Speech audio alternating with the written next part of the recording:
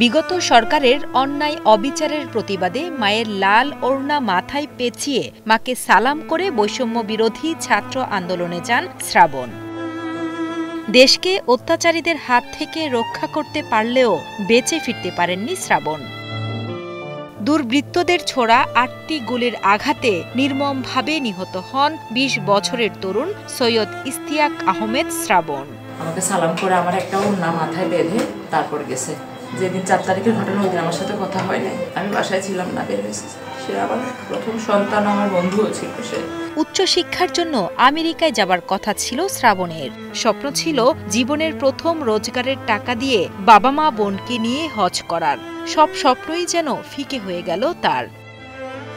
গত ৪ আগস্ট বৈষম্য বিরোধী ছাত্র আন্দোলনে গিয়ে গুলিবিদ্ধ হয়ে না ফেরার দেশে চলে যান ফেনী সরকারি কলেজের এইচএসসি পরীক্ষার্থী শ্রাবণ। একমাত্র ছেলে অনেক আশা আমেরিকা পড়াবো, লেখাপড়ার জন্য ইউরোপ পড়াবো। ওটা আশা ছিল ইন্টার শেষ করে আইটস করবে, দেশের বাইরে বাড়িতে ঢুকলে বাড়ি করবে।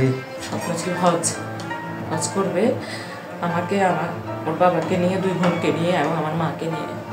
আমার লাইফের প্রথম সিদ্ধান্ত হচ্ছে প্রথম টাকা দিয়ে হচ্ছে হজ করব। আমি ভাবি কতদিন আছে তো আমি জানি না, বাকি দিনগুলো আমি আমার শ্রাবণটা ছাড়া কীভাবে পাড়ি দিব সেটা অনেক ভয়ানক হয়ে যাচ্ছে দিন দিন। ফেনী পৌরসভার ৭ নং ওয়ার্ডের গাজী ক্রস রোডের দোস্ত মোহাম্মদ ঐতিহ্যবাহী ভুইয়া বাড়িতে ২০০৪ সালে জন্ম শ্রাবণের। বাবা নেসার আহমদ একজন বেসরকারি চাকরিজীবী। 3 ভাই বোনের মধ্যে শ্রাবণ বড়।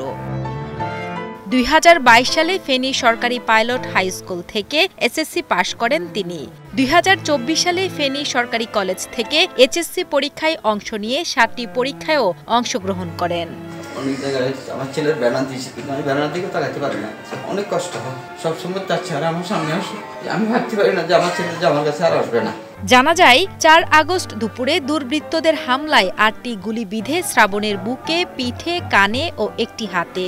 পরে তাৎক্ষণিক শ্রাবণকে উদ্ধার করে ফেনী জেনারেল হাসপাতালে নিয়ে গেলে হাসপাতালের কর্তব্যরত চিকিৎসক তাকে মৃত ঘোষণা করেন। পরবর্তীতে স্থানীয় অচিন গাছতলায় তার নানা বাড়ির সামনে প্রথম জানাজা, পরে ফেনী ফুলগাজী উপজেলার দক্ষিণ আনন্দপুর গ্রামের দাদার বাড়ির নিকটবর্তী পারিবারিক কবরস্থানে দাফন করা হয় শ্রাবণকে। কত কষ্ট হয়েছে।